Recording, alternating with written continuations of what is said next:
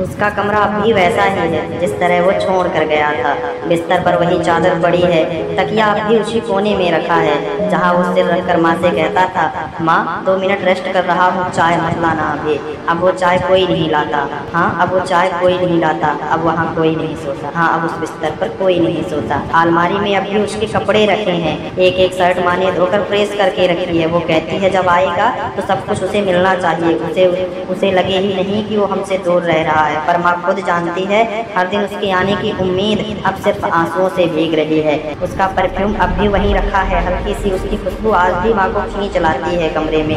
वो रोज उसकी T shirt उठाकर सीने से लगाती है, सूंघती है और फिर चुपचाप वहीं रख देती है। कभी कभी दरवाजा खोलते ही उसे लगता है शायद मेरा बेटा कमरे से बाहर निकला, लेकिन अगले ही पल ये सच्चाई फिर उसके दिल को चुभा जाती है कि अब ये दरवाजा बस हवा से हिला है। पढ़ाई की मेज पर अब किताबें बंद पड़ी हैं। एक पुरानी कॉपी है जिस पर बेटा कुछ गुस्से में लिखकर छोड़ गया था, सब चुप करा दो, मुझे खुद से बातें करनी है, ऐसा उसने लिख गया था। आज वही लाइन माँ बार बार पढ़ती है। आंखों से दिल भर जाता है पर कुछ नहीं कहती है। हर बार पढ़ती है जैसे बेटे का मन समझने की कोशिश कर रही हो, पर ऐसा कुछ नहीं कर पाती है। पुराना मोबाइल, पुरानी चार्जिंग लीड, पुराने नोट, सब कुछ वैसे ही रखा है। एक कोने में वो घड़ी भी रखी है जो हर रोज सुबह 4 बजे बजती थी। अब भी कभी कभी गलती से बज जाती है। माँ सुनती है और बस इतना कहती है, कौन उठेगा, मेरा राजकुमार तो अब इस घर में है ही नहीं। आईना बस अब अतीत को दिखाता है, जिस आईने में बेटा खड़ा होकर बाल ठीक करता था। कभी कभी माँ खुद उस आईने के सामने जाकर खड़ी हो जाती है और सोचती है कितना बड़ा हो गया मेरा बच्चा और कितना दूर भी हो गया हमसे। आईने के सामने रखा हेयर जेल, उसका ब्रश, उसकी मुस्कुराती तस्वीर, सब वैसे ही रखे हैं जैसे पहले थे, पर घर में नहीं है। पिता कभी कभी रात को चुपचाप उसी कमरे में सो जाते हैं, शायद इसलिए कि बेटे की खुशबू अब भी वहाँ बाकी है। वो दीवार से लगकर चुपचाप आंखें मूंद लेते हैं, ना किसी से कुछ कहते हैं ना किसी की कुछ सुनते हैं। कभी कभी उठते हैं और बेटे की किताब खोलते हैं, वो किताब जिसमें उसके सपने थे, उसकी मेहनत थी, और अब सिर्फ माँ बाप की आहें हैं। बहन हर रात उसके तकिए के पास बैठ जाती है, कभी वो तकिया गले लगा लेती है, कभी चुपचाप रोती है।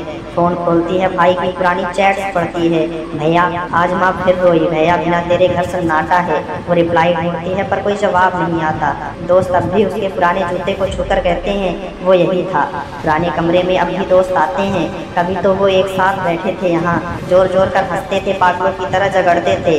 अब वहाँ से फिर पुराना मटका पड़ा है जिसमें कभी वो पानी पीता था, उसकी बोतल, उसके पुराने चप्पल और उसकी खिलखिलाहटें अब इस घर पर बची है। नौकरी ने उसको सब कुछ दिया, परंतु उसकी यादों को उसने सब, हर उसकी छोटी हरकत अब गाँव पर ही रह गई, क्योंकि नौकरी ने उसे शहर में आकर्षित कर लिया। उसका वो जोर से दरवाजा बंद करना, माँ को हर बात में छेड़ना, पिता से बहस करना, बहन की किताबें चुराना, मोबाइल चार्जर हर कोने में भूल जाना और फिर पूछना, माँ मेरा चार्जर कहाँ है। अब सब कुछ है पर वो नहीं जो इन सबको जिंदा करता था। अब भी सब वही है, लेकिन अब वो घर नहीं रहा, वो बस यादों का एक कमरा बन गया है। जिस कमरे में वह कभी आता है वो कमरा एकदम जगमग हो जाता है और मानो एक शोहरत की तरह फिर से जगमगा जाता है।